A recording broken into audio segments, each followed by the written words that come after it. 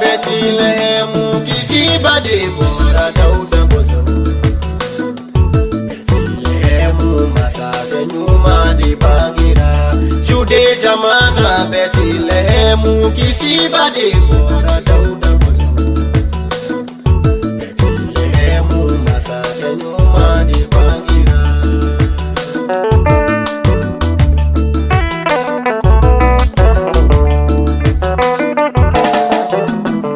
Kira utunya foka kira ya kumala ko Kisiba benadi demogoma. Beda faramati di Yesu de bangira. Eza itunya foka kira ya kumala ko jiriti gele benanugu. Beda faramati di Yesu de bangira.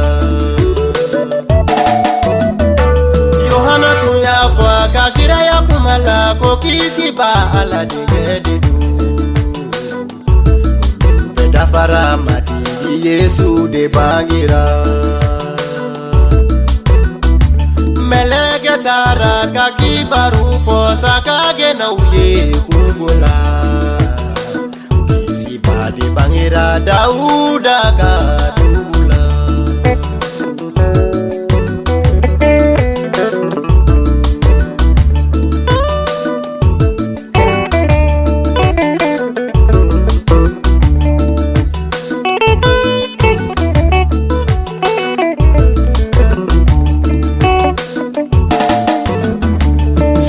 Jamana Betlehemu, Kisiba bangera, Dauda bozono.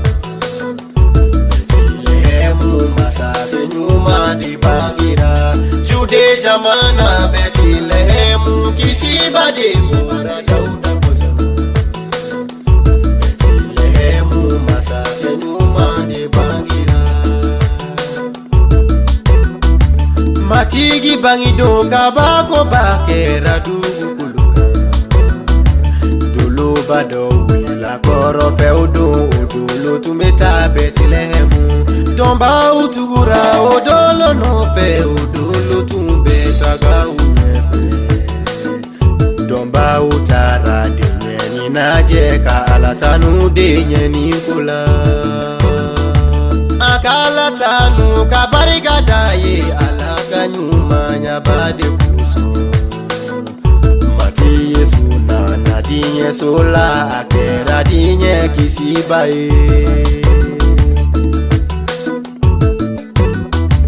Jude jamana Betlehemu, Kisiba bangera, Dauda bozono. Betlehemu, masave nyuma de bangira. Jude jamana Betlehemu, Kisiba bangera, Dauda.